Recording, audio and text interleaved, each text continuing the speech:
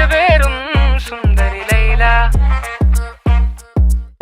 ലൈല കതിർപ്പത്തിൽ ഭംഗി കൈസത് കണ്ട് മയങ്ങി കിസകൾ ചൊല്ലിയിണങ്ങി കവിളിൽ കമറൊളിലങ്ങി കൽവിൽ പ്രേമം